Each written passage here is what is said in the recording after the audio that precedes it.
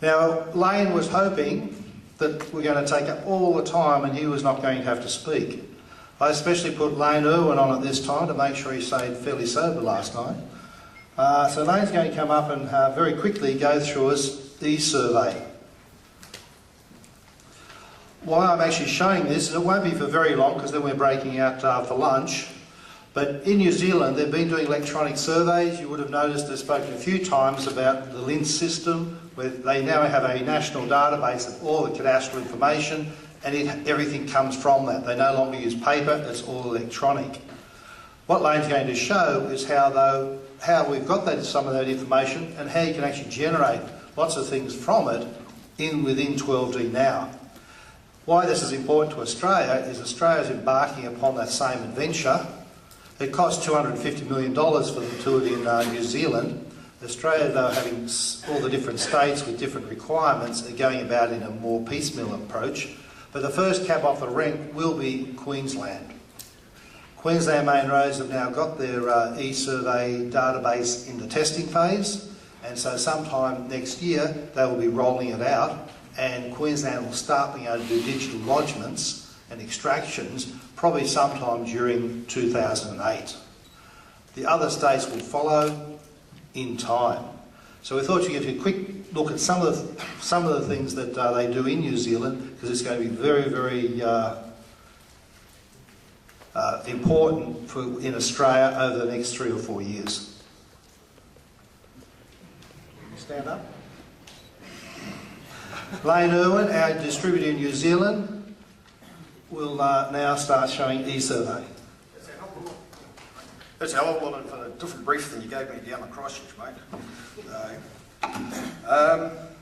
First of all, I was sort of a bit nervous getting up here speaking to a whole bunch of people. Hey, this is weird, Peter Tatum dragged me aside there and he said, like, you're obviously pretty nervous, Nat, and just remember, you're talking to 9/10 of the people. So that's, I knew straight away when he mentioned 10, I was going to get stuffed up. Are all Aussies and that. And probably 3/4 of them are probably engineers, so I better take it pretty slow for you guys, so you can understand my headset. Right. He also gave me a little wee list of terminologies for New Zealand and Australia, so I don't know where I'm going to use the word curry picker in here. So there's a few little bits and pieces of that, but I watched old Rob Graham's sort of speech that I was quite inspired by that. He had some really good pictures in that, water going down drains. As a surveyor, mate, we've got the best ones, So I'll just show you a couple of my favourites. This one here, it's like Find Wally, where's Wally? But this is Find the iron tube, if you can see there's a little wee iron tube there. Awesome, mate. Should be excited. It's got a good name, it's called Iron Tube 5DP2356 or something. There's the one we found last night when we were wandering back from the casino. I don't know why the cell phone's down there. I don't know if we got it back actually. And then I just got another couple of little pictures of some New Zealand surveyors hard at work. The guy there on the left is actually Dion. So Dion really wanted to do this speech for me actually. So this is another good shot. That's actually up on the top of the Sky Tower. It's a firm that uses 12D, Yeoman and Associates.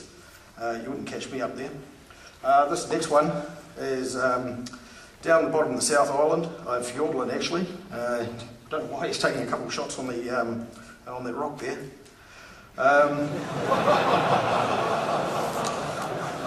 This guy is mad as a meat axe, Mark Delaney. So he's somewhere in Peru at the moment, so, oh mate.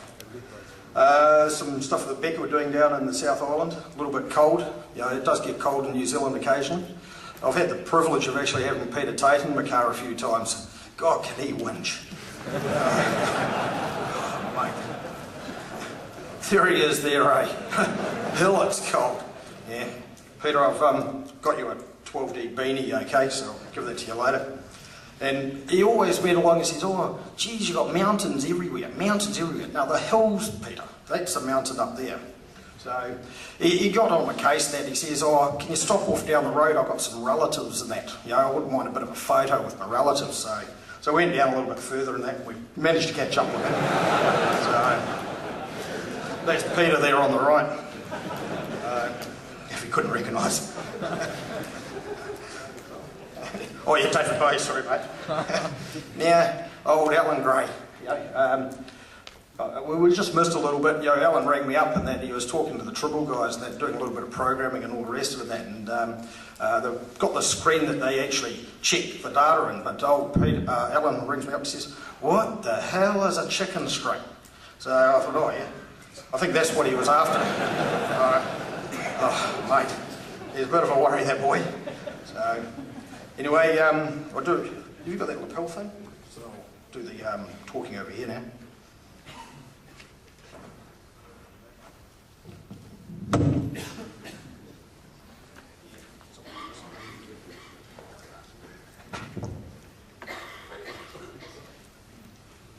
Can you hear me? Yeah, of course you can hear me.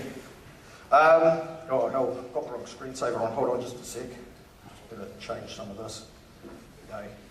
Got to make it that you guys are sort of used to seeing all bits and pieces and that. So, okay. There we go.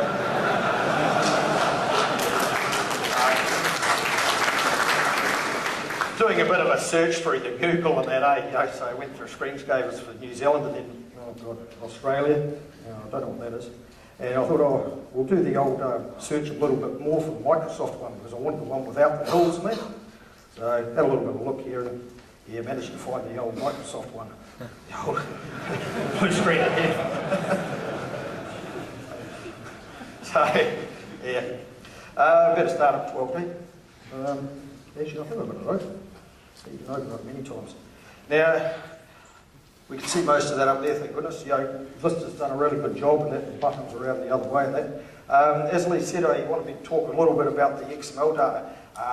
The New Zealand system has actually created an electronic sort of system and that, and we can actually go into Land Online and actually download all the data and actually read it into 12D. I just got one little file I'm going to read in. Just go across here, XML, and there's just a standard XML file that we're going to read in. We're going to do a little bit of mapping on it and just read that in and just finish, and we'll get turn on these models and that. So what it's done is it's read in a lot of the survey plans for the area that was probably picked out. This data actually has a whole host of different properties that when you actually read in these strings. So I'll just go to the attributes and just pick on one of these strings just here. And it's reading in all of this different data for your survey and all the rest of what the bearings and distances are, because we don't actually use the bearing and distance between the inverse between those points. We actually take out what was actually keyed into Land Online. But those attributes are a lot of information, but we really need some way of actually getting that information out so we can see the survey orders, the areas of the parcels and things like that. So I'd like to comment, this is actually, Sam gave me this, and what this allows us to do is to actually label out the different information from the attributes. So we're looking at survey order, we're going to be labelling our lots, our parcels and things like that. You can set all your different fonts, etc., and just go label. And a couple of the New Zealand guys will think, oh, we need a copy of that, Sam. There's a lot of good information you can just visually sort of see. Yeah, I'll just turn off a couple of those models because I don't really need more. Just go back down to here. And we've got to try and get this information into what we call the New Zealand Travel spreadsheets. So I'm just going to quickly create a brand new travel spreadsheet. There's a whole lot of Land Online information that we can actually fill out. I'm just going to create. Now, this panel is obviously very big in the screen resolution, which I wasn't actually expecting. That's normally the way. What we can do is we can actually key in points, starting points, end points. I'm actually picking a point here, and I'm going to trace out the XML data from the attributes, and that's created my traverse with all my different points. And my end point is going to be on number 3.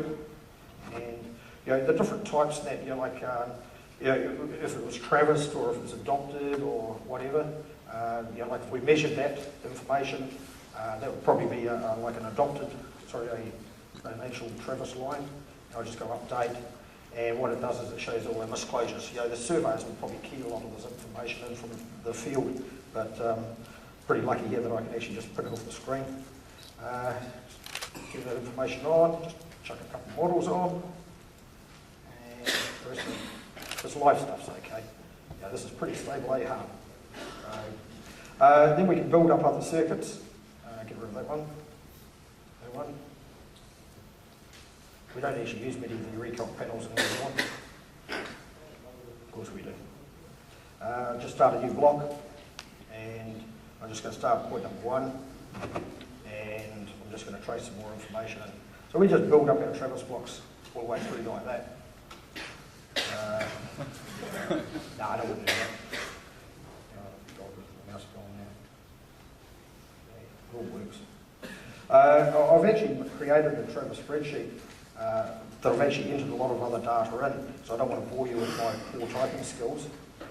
So I'll just read this one here in, complete, and go edit, and yes. So we've got a whole host of different blocks of information that are actually turned on. I've got a couple of parcels in here. We can start identifying our lots.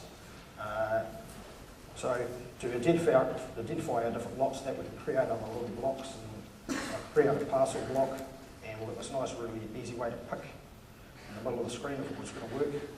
I just go and change the information. We've got a whole lot of different checking options inside 12D to make sure that we get all of the information into the right models, right layers. Just go update, and now I'll create a parcel out of that. Here, and a parcel block. Click on this, and we can identify that. Then what it does is it will actually come up and it will allow us to actually give us all of our areas, what we actually measured and things like that. So we'll go through and create traverse spreadsheets. Like I've seen some pretty big traverse spreadsheets, and what we do from there is we've got a whole lot of other information that's happening in the background, of all our different mark names, the different states, the conditions, descriptions, and we also have identifiers that when we can take this file back into Land Online, we can link it to all of the existing information. So I'll just close that down. But also along the way we have to do some drafting. We've got some different drafting tools inside 12D.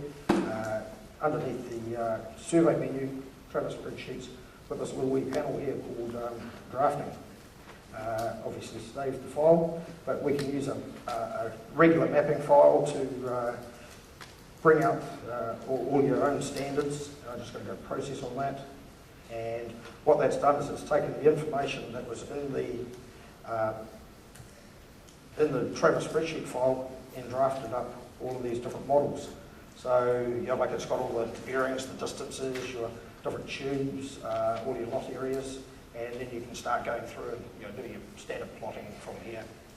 Quite a few people will plot from 12D, but with the with Land Online now, the plan generation is not so required because it's all done with Land Online, and a lot of people still use this for scheme plans and things like that.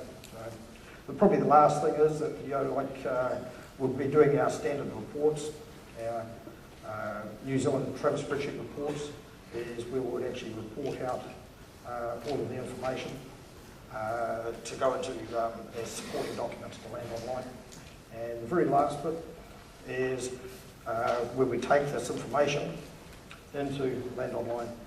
It's a standard file. Just pick up the same file, and it gives us the information where we can actually take all of this. You can see there's a lot of information that actually does go through Land Online.